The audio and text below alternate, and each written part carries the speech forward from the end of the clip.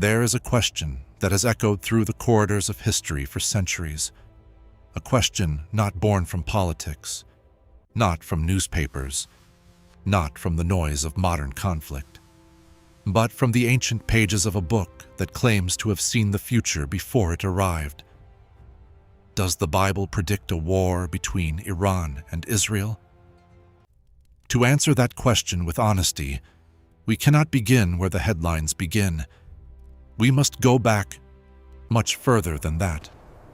We must go back to a time when the world had a different shape, when nations carried different names, and when a prophet named Ezekiel stood at the edge of the ancient world and looked forward into ours. The story begins in Babylon.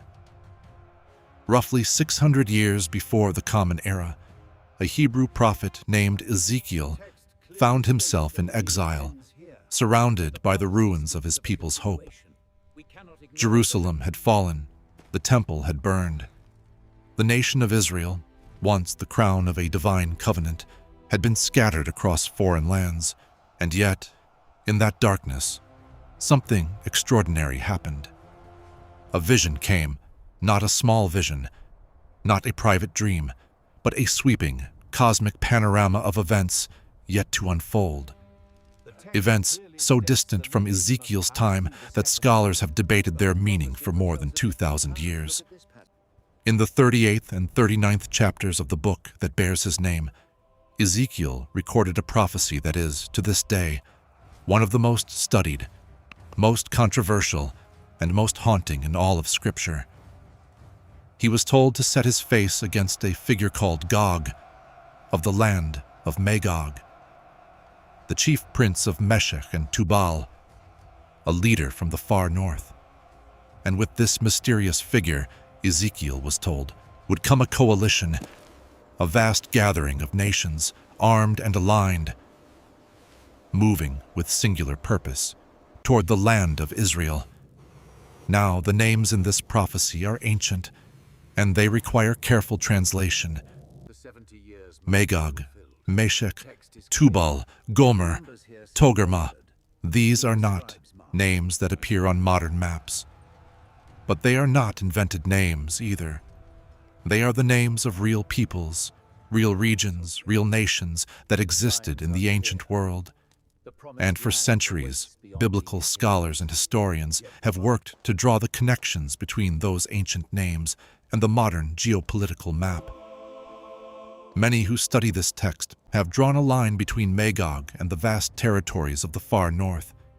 What we now know as Russia, Meshech and Tubal have been associated with regions stretching across modern Turkey and the southern steppes of Russian-controlled territory.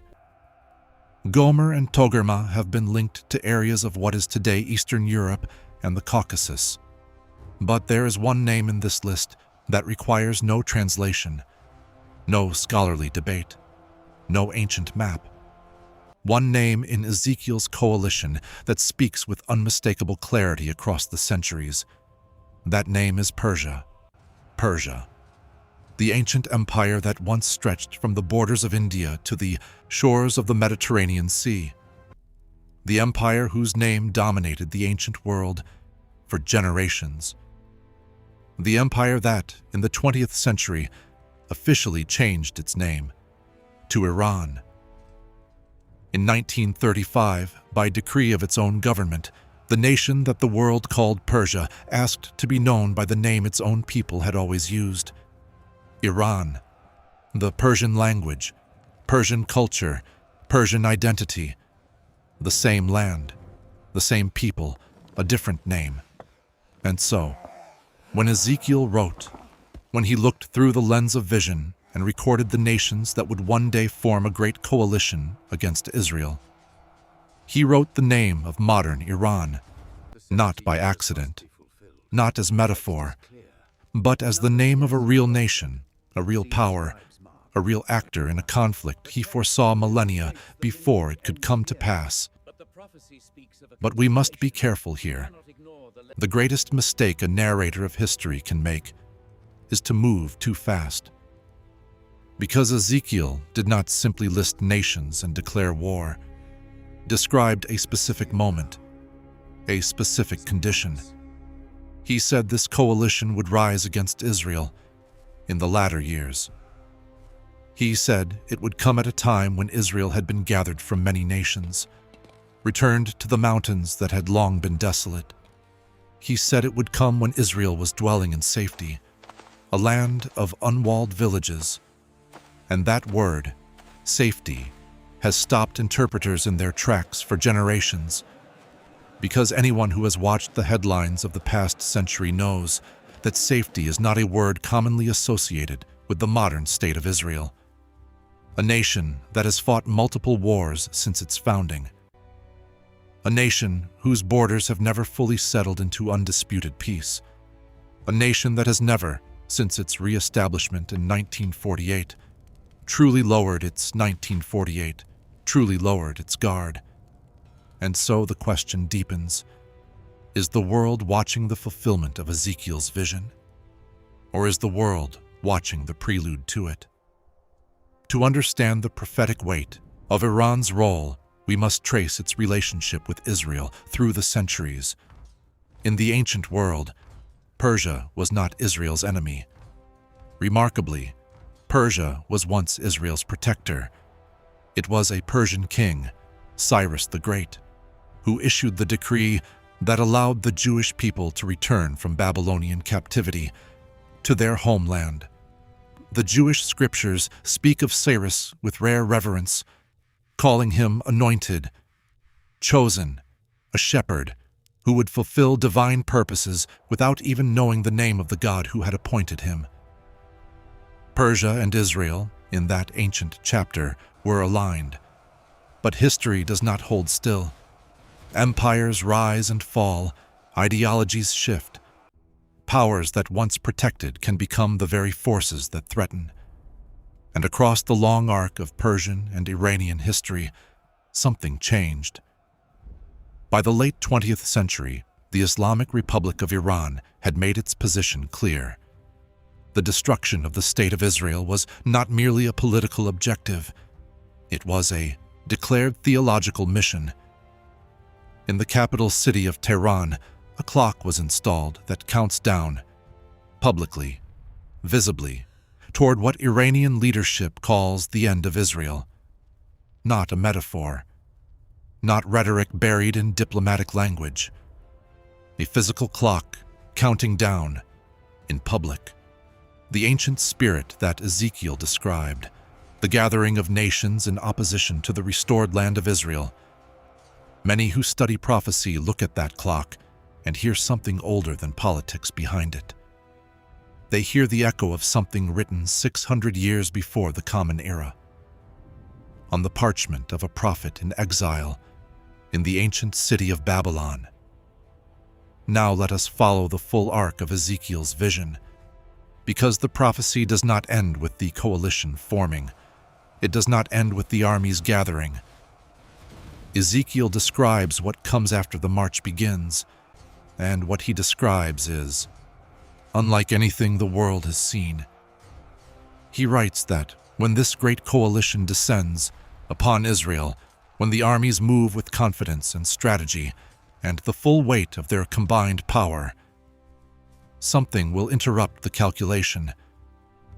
Not a military counterattack, not a political alliance, not a weapon invented by human hands. Ezekiel writes of divine intervention. He describes earthquakes shaking the land. He describes confusion spreading through the ranks of the invading armies. He describes fire and brimstone raining from the heavens.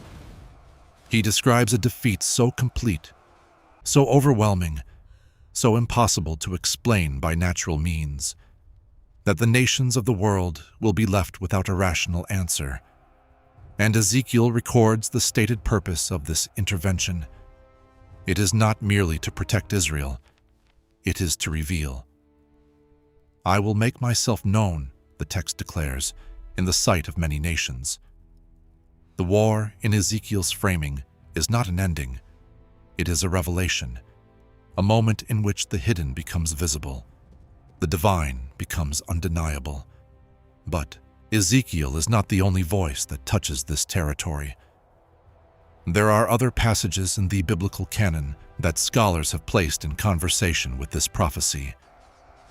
The book of Daniel speaks of a time of the end, a moment when a king of the south shall push against a northern power, a conflict of empires that has been interpreted in many ways across the centuries. Some scholars place Iran in the role of the southern power, a king of the south who moves against a northern alliance in the final chapter of geopolitical history. The prophetic voice of Jeremiah speaks of Elam, an ancient region that corresponds to the southwestern portion of modern Iran, and declares that in the latter days, God will break the military power of Elam. The bow of Elam shall be broken. And in the book of Isaiah, there is a haunting prophecy concerning Damascus, the ancient capital of Syria, the oldest continuously inhabited city in the world. A prophecy that declares it will one day cease to be a city, that it will become a ruin.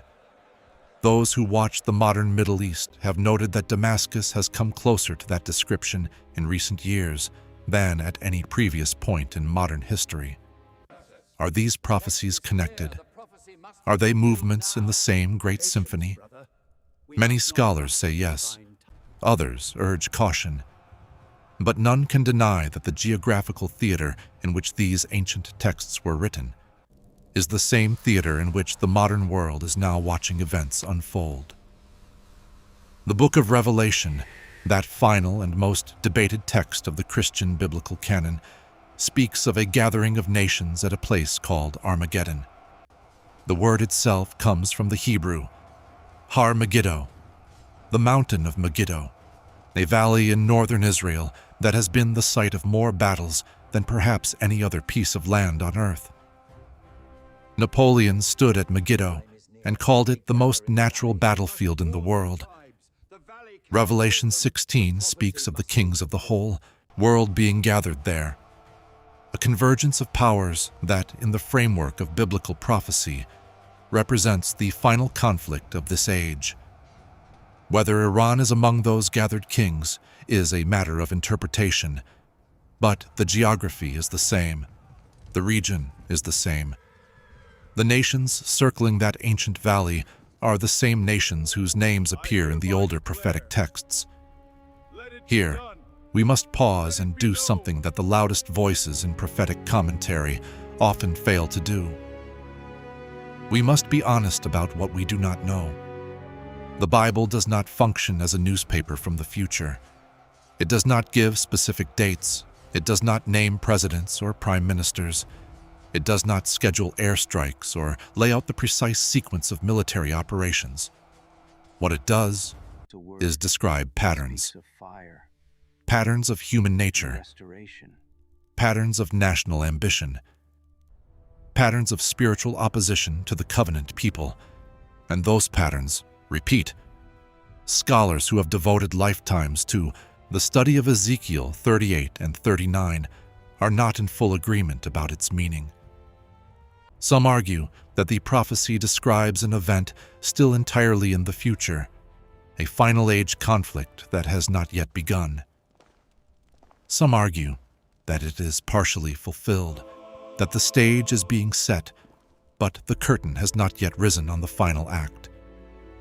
Some argue that Gog and Magog represent not specific nations, but archetypal forces, the perpetual opposition to divine order that rises and falls in every generation.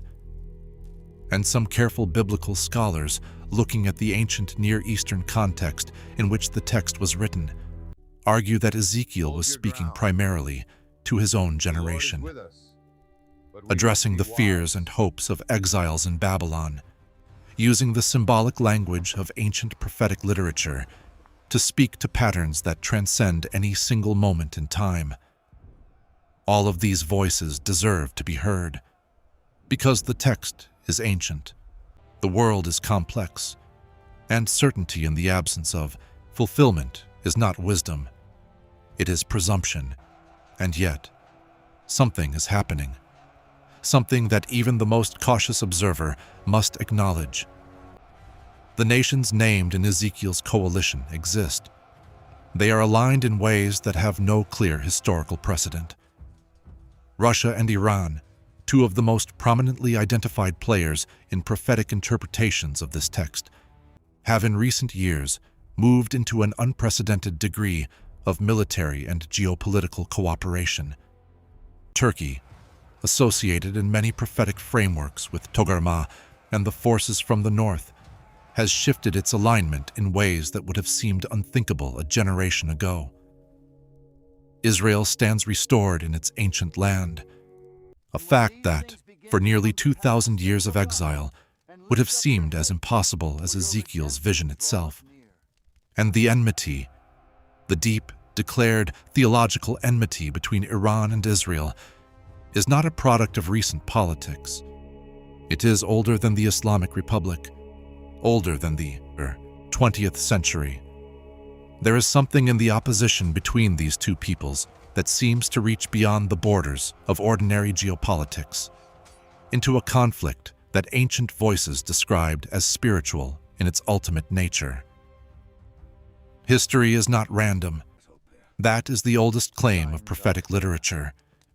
That beneath the surface of human events, beneath the calculations of generals and the ambitions of governments and the grinding of economic forces, there is a structure, a pattern, a narrative that was authored before any of its chapters were lived. Whether one reads that structure through the lens of biblical faith or through the more cautious lens of historical analysis, the convergence of the current moment with these ancient texts is remarkable. Persia, the nation Ezekiel named by name in his coalition of the latter days, now bears a different name, and watches Israel from across a turbulent sea of ideology and fire. The prophetic timeline, as many scholars describe it, moves in distinct phases. First, the restoration of Israel. That happened in 1948, a nation reborn in a single day, an event that Jewish and Christian scholars alike had pointed to for centuries as the necessary prerequisite for the unfolding of the end-time sequence. Second, the surrounding of Israel by hostile nations. The enemies are not distant, they are near. Some share borders, some share proxy armies. The hostility is not theoretical. It is declared, funded, and armed. Third, the formation of the coalition. Ezekiel describes a slow drawing together of powers, a hooking, the text says, as though something pulls them toward their appointed convergence, not their own will alone. Something older than their ambitions guiding them forward. Fourth, the march, the moment the coalition moves against Israel. And fifth, the intervention, the thing that no military planner accounts for, the variable that does not appear in any strategic document, the hand that the ancient prophet described as moving in unmistakable power, leaving the world without a natural explanation for what it witnessed. Many who study this sequence believe that the world is somewhere in the early phases of this timeline, not at the march, not at the intervention, but in the forming, in the slow, unmistakable gathering of pieces on an ancient board. And they watch the news not with the excitement of spectators, but with the gravity of people who understand that what they are seeing was not improvised. It was written. There is a voice in all of this that does not belong to any particular nation, a voice that speaks not in the language of Tehran or Jerusalem or Moscow, but in the older language of covenant and consequence. The biblical narrative does not present the conflict between Iran and Israel as a simple story of good against evil in the political sense. It presents it as the convergence of ancient forces, forces whose ultimate resolution lies not in the hands of any earthly power. The text says that the nations who come against Israel in that final campaign will not be destroyed by Israeli military power. They will not be stopped by American alliances. They will not be turned back by any combination of human strategy. They will be undone by something that silences every other explanation. And in that silence, in the ruins of their campaign, the text says something will be established that no political agreement could establish. A recognition, not negotiated, not signed, not declared by any human authority, but known across the nations by all who witnessed what happened and could not explain it. We stand now in a moment that the ancient chroniclers would have recognized, not because the end has arrived, not because any calendar has been filled in, but because the patterns are visible, the names are present, the alignments are real, and the world that once seemed far from the geography of these ancient texts finds itself watching the same region, the same nations, the same ancient tensions that a prophet in Babylonian exile described 6 centuries before the birth of the Common Era. History moves forward. It does not pause to ask permission. Patterns repeat, not because they are random, but because the forces that drive them are older than any single generation. And if the structure of the biblical timeline holds, if the coalitions forming today are the coalitions that ancient eyes foresaw, if the name Persia still carries the weight it carried when it was first spoken in prophecy, then what we are watching is not chaos. It is not the accidental collision of political forces. It is something more, a story unfolding according to a structure that was laid before any of its players were born, moving, as all great stories move, toward its appointed end, not with fear, not with urgency, but with the quiet, inexorable certainty of something that was always going to happen, and now is drawing near.